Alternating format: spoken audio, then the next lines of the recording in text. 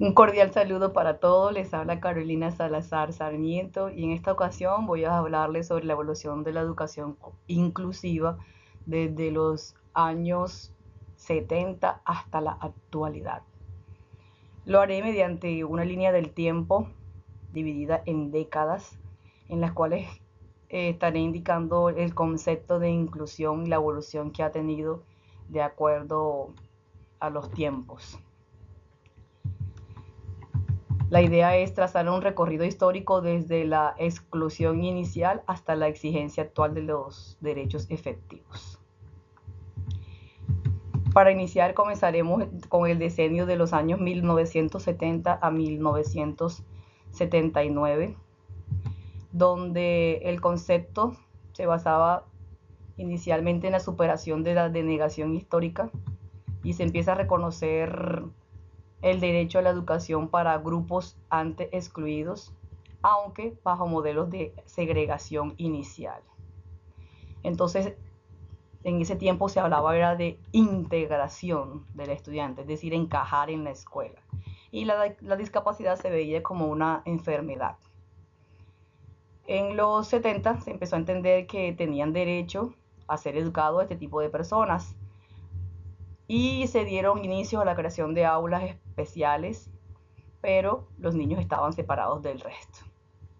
Un hito que marcó este periodo fue la Constitución Española de 1978. Es un ancla fundamental en este periodo porque estableció el derecho a la educación y la obligación del Estado de eliminar obstáculos para la igualdad de acuerdo con la Ley General de 1970. Otro hito también para esta época fue el informe Warnock, los cuales introdujeron el término de necesidades educativas especiales, dejando atrás las etiquetas para ese grupo de personas y empezarles a darle una connotación diferente. Luego pasamos al decenio de los años 1980 a 1989. Y pues en esta etapa se pasa de la segregación a la institucionalización.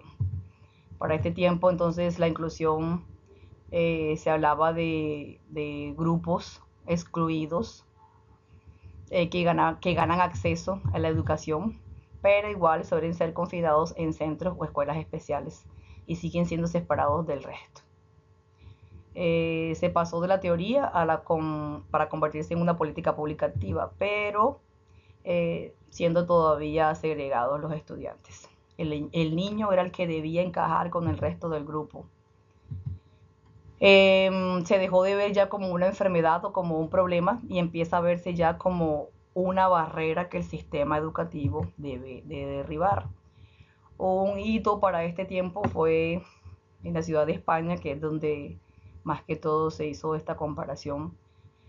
Fue la década de oro de la integración en España, ya que crea la LISMI, que es la Ley de Integración Social de los Minusválidos, y en esta se establece que las personas con discapacidad debían recibir una educación en el sistema ordinario siempre y cuando fuera posible. También se crea el Real Decreto de Ordenación de la Educación Especial, donde se empezó a recibir en los colegios ordinarios estudiantes con discapacidad de forma masiva, buscando la normalización de estos grupos. Otro hito para esta época fue el proyecto de San Salvador en 1986, donde refuerza los derechos económicos y sociales e incluye la educación a nivel internacional.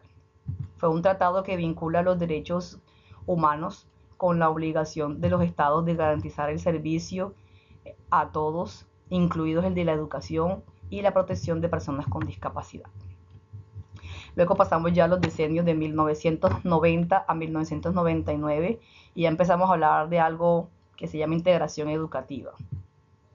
Es decir, para este tiempo, en la palabra inclusión, los alumnos son admitidos en escuelas ordinarias, pero bajo la premisa de que el alumno es quien debe adaptarse al sistema persistente todavía, sin grandes cambios en los planes de estudio.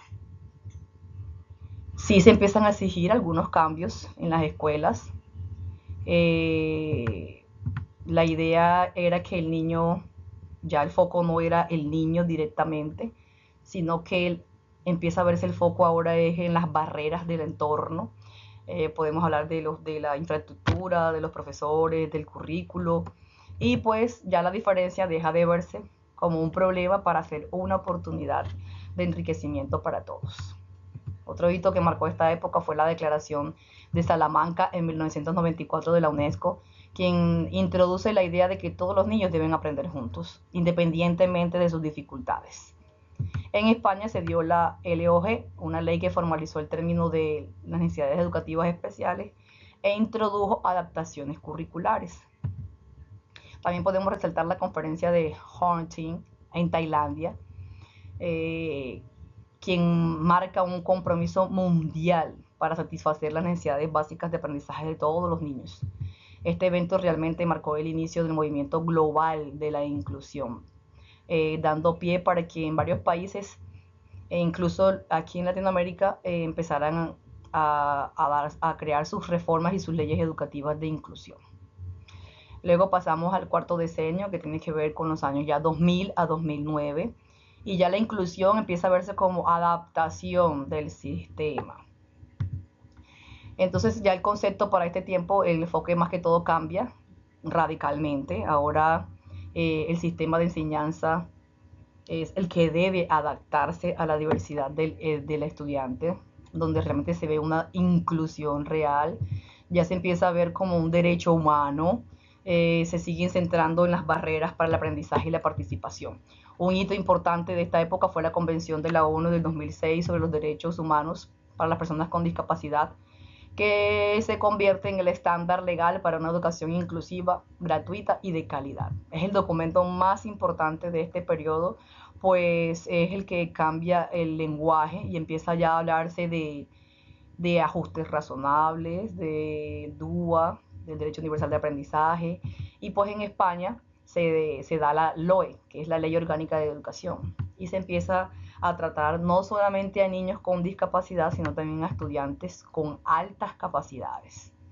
Luego llegamos ya al último decenio, que es el año 2010-2020, y en este periodo ya el concepto sí ya es un derecho efectivo, imperativo y ejecutivo.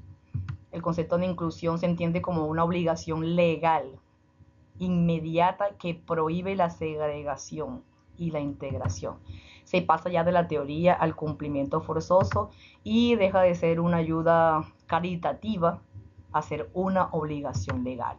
Un hito importante para esta época fue el caso de Rubén, donde unos padres por más de 15 años lucharon para que su niño con síndrome de Down recibiera una educación ordinaria.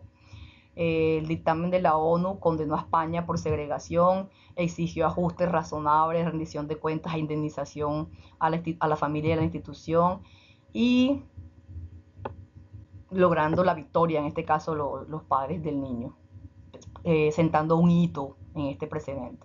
Para este tiempo se sigue fortaleciendo los términos de DUA, del Diseño Universal del Aprendizaje, y de los PR, y se habla de igualdad, dar a todos lo mismo, y de equidad, que es dar a cada uno lo que necesita para estar a la misma altura. En nuestro país, Colombia, también ya se han creado leyes y decretos que regulan la inclusión dentro del sistema educativo.